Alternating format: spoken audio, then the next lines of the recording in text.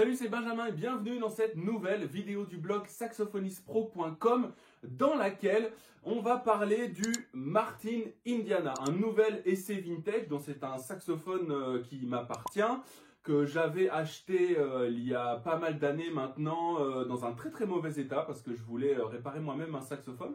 Donc j'ai fait pas mal de boulot là-dessus, mais c'est quand même un luthier qui l'a terminé. Moi, j'avais pas, je m'étais lancé dans un projet un peu trop fou pour commencer, je dois bien vous l'avouer, parce qu'il était vraiment en très mauvais état.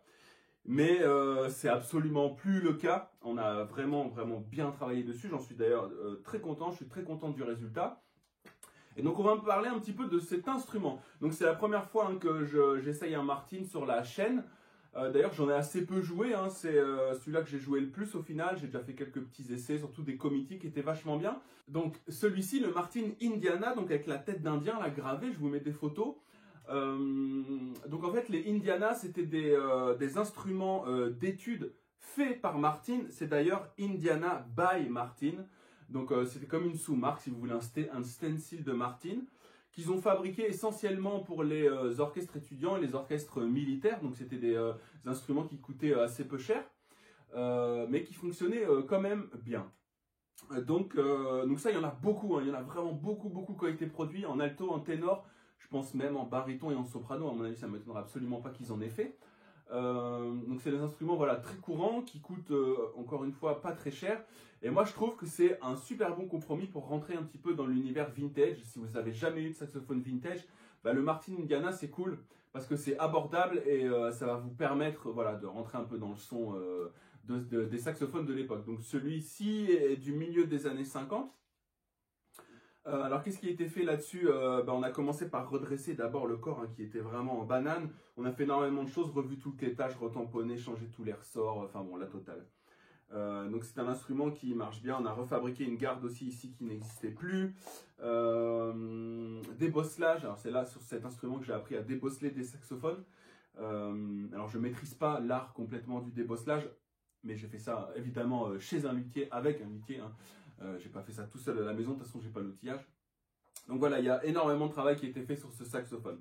Donc maintenant on va rentrer un petit peu plus en détail dessus. Donc on a un clétage qui est, donc moi j'ai voulu les ressorts sur celui-ci comme je les aime bien, donc c'est-à-dire avec une tension assez faible mais ferme. C'est-à-dire que j'aime bien avoir un clétage léger sous les doigts mais qui revient. Parce que quand on joue vite, si on a un clétage, parce que souvent on confond des ressorts à tension légère et des ressorts mous. Mais c'est pas du tout le cas, on peut avoir des ressorts très légers sous les doigts, mais en même temps très fermes et très toniques, voilà, c'est ça que je veux dire. Et qui vont revenir très bien sous les doigts, et quand on joue vite, c'est une régalade, du coup on peut jouer vite. Et ça c'est quand même super bien, moi j'adore ça. Alors, je vais vous jouer tout de suite, je vais éviter de trop parler, parce qu'en même temps on est là pour ça. Je vais vous faire quelques notes.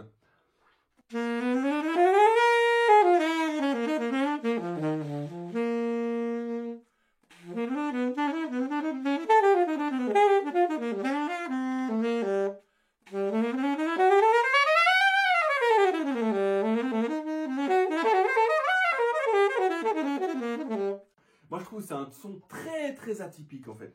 C'est la première fois que je joue avec un saxophone qui a un son pareil.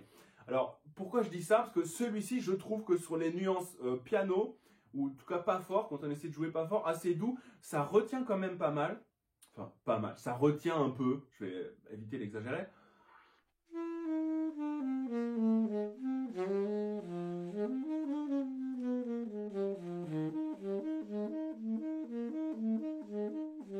Alors ça sort très bien, comme vous pouvez l'entendre, mais je sens que, comme une certaine retenue, pas du tout comme le King qui va rentrer en résonance beaucoup plus rapidement et qui va être justement beaucoup plus facile à jouer dans ce registre-là.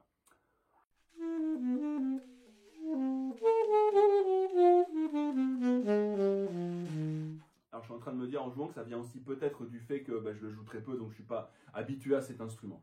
Et quand on commence à lui donner un peu, je trouve qu'il a un son indescriptible en fait.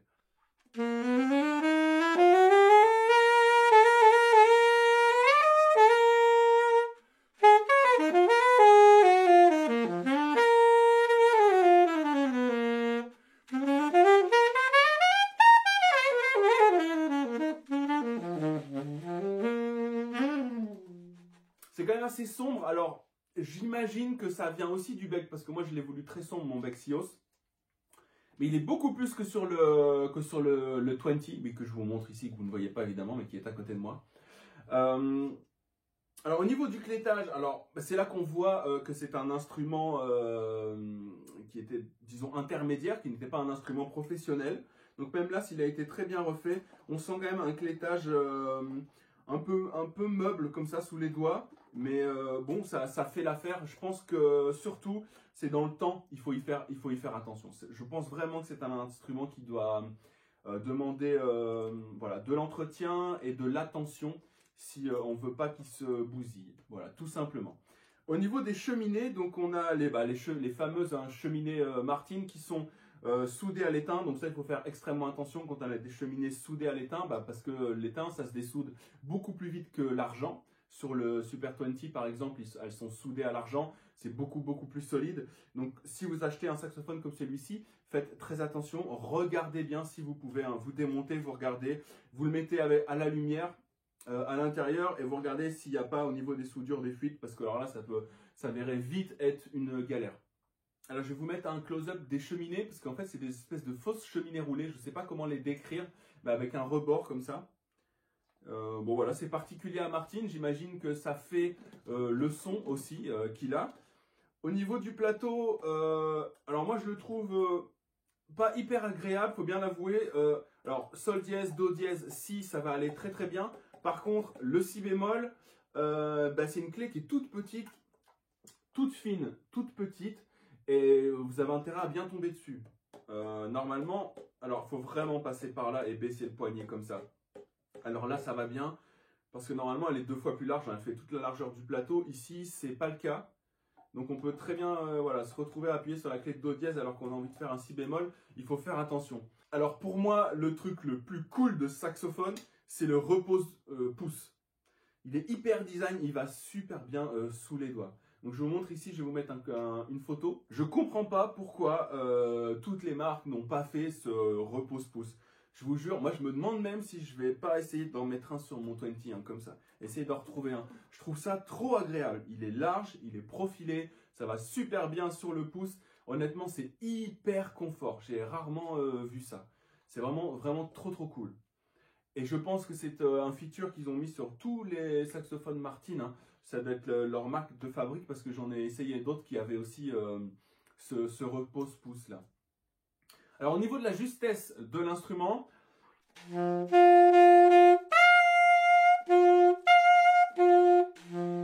est un peu haut dans l'aigu, il faut bien l'avouer. Au-dessus du do, do dièse, ré, mi, fa, il faut corriger, bien ouvrir, en détendant un petit peu, en ouvrant bien, on arrive à bien réajuster. Mais si on le joue tout droit, je vais vous le faire. On sent le ré vraiment très haut. On peut aussi corriger le ré avec la clé du fa, ça marche bien. Et là, on se retrouve avec une justesse beaucoup plus acceptable. Voilà, il faut juste y penser et le faire.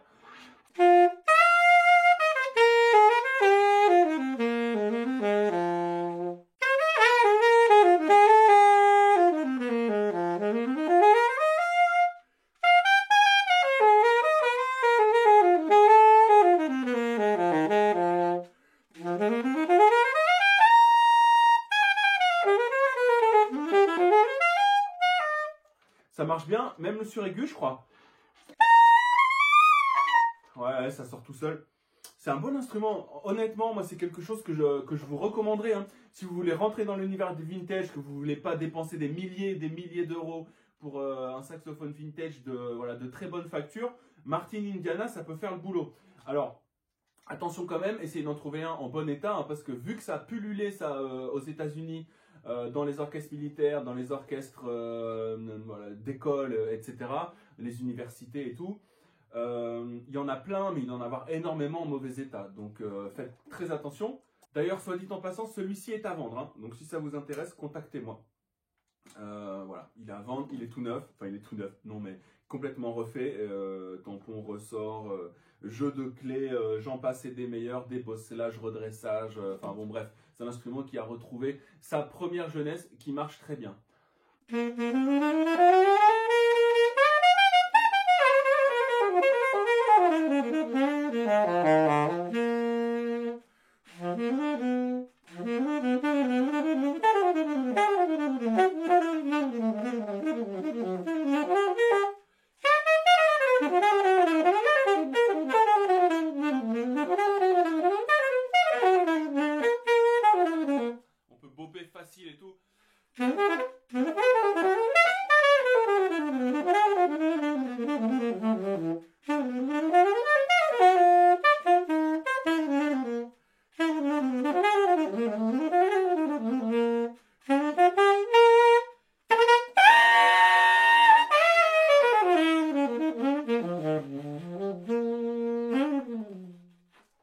Super, franchement moi j'aime bien, j'aime beaucoup. J'aime beaucoup Martin Indiana, c'est pas cher, ça va bien. Je le conseille. Si vous aimez les saxophones Martin en général, bah dites-le moi en commentaire. Évidemment, ça fait plaisir toujours de pouvoir échanger sur ce genre de sujet. Je sais que ça vous plaît. Vous aimez bien parler saxophone. Ça, c'est un truc de saxophoniste. On adore parler de nos instruments, du matériel, des becs, des anges, des saxophones, des bocaux, des ligatures, de tout ce que vous voulez, des neck straps, de machin. On adore ça et c'est vrai, c'est le péché mignon du saxophoniste. Donc dites-moi tout ça en commentaire. Vous pouvez depuis quelques temps vous inscrire maintenant au groupe Facebook Saxophoniste Pro la communauté. N'hésitez pas à le faire, vous le trouverez très facilement sur Facebook. Abonnez-vous à la chaîne, évidemment, hein, si cette vidéo vous a plu, partagez-la. Lâchez un petit pouce bleu. Parlez des saxophones Martin autour de vous parce que moi je pense que vraiment c'est le bon plan. Vous êtes libre de télécharger le bonus du blog saxophonistepro.com qui s'intitule « Ma méthode simple et efficace pour apprendre n'importe quel morceau ». D'ici là, bah, travaillez bien, allez essayer des Martin, contactez-moi si vous en voulez un. Et moi, je vous dis à bientôt pour une prochaine vidéo. Ciao!